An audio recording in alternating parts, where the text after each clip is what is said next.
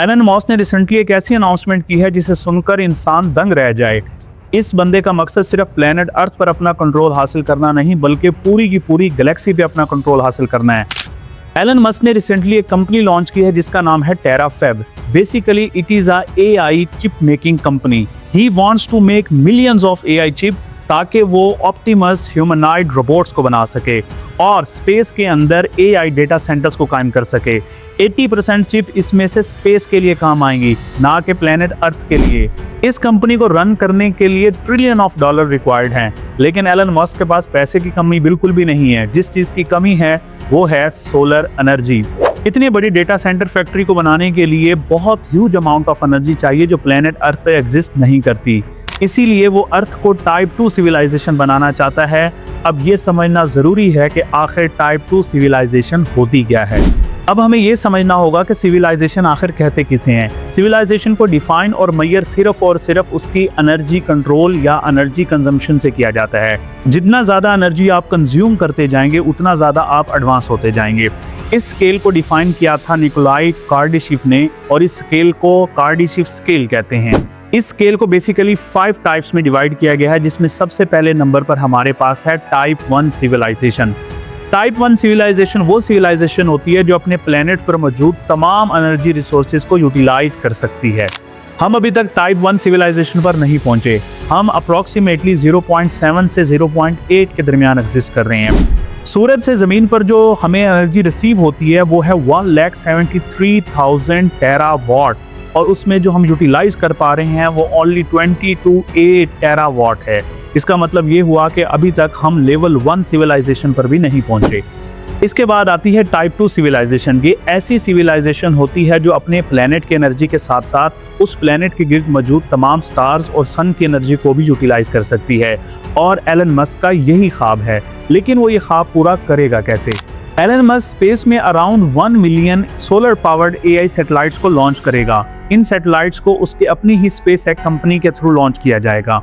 उसमें उसके optimise humanoid robots भी होंगे जो मून पर जाकर डेटा सेंटर्स बनाएंगे और वहां से ही ये सारा प्रोसेस कंट्रोल किया जाएगा। ये मिलियंस ऑफ सैटेलाइट सन से डायरेक्टली एनर्जी को हार्नेस कर पाएंगी। अब ये काम जमीन पर मुमकिन नहीं है क्योंकि जमीन पर सोलर पैनल की कुछ लिमिटेशंस हैं, जैसा कि रात के वक्त तो सूरज की रोशनी अवेलेबल ही नहीं होती और अक्सर औकात क्लाउडी वेदर भी मौजूद होता है। लेकिन स्पेस के अंदर ऐसी कोई लिमिटेशन नहीं है। स्पेस के अंदर सूरज से डायरेक्ट इस एनर्जी को हार्नेस किया जा सकता है। एलन का गोल बेसिकली सूरज के गिर्द एक डायनासोफियर बनाना है जिसमें millions of solar powered AI satellites होंगी जो सूरज से डायरेक्टली एनर्जी को हार्नेस कर पाएंगी और इस तरीके से हम सूरज की मैक्सिमम एनर्जी को यूटिलाइज कर पाएंगे।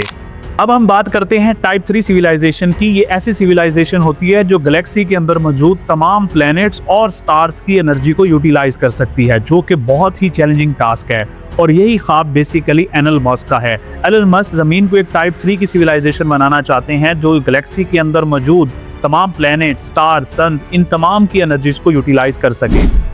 इसके बाद आती है टाइप 4 सिविलाइजेशन। ये ऐसी सिविलाइजेशन होती है जो अपने पूरे यूनिवर्स की एनर्जी को यूटिलाइज कर सकती है।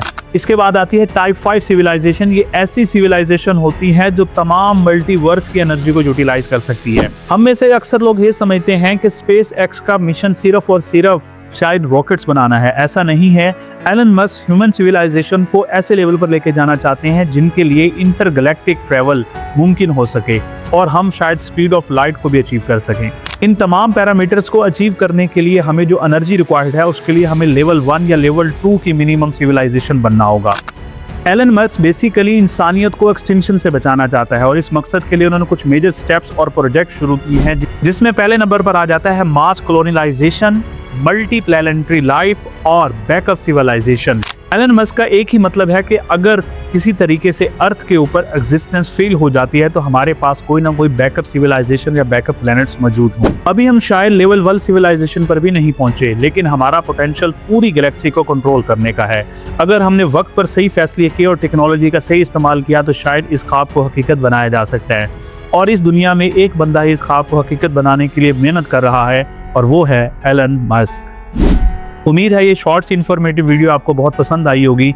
अगर पसंद आई है तो कमेंट सेक्शन में हमें ज़रूर बताएं। तब तक के लिए कॉस्मिक होराइजन से अपना सफ़र जारी रखें और इजाज़त दीजिए। अल्लाह हाफिज़।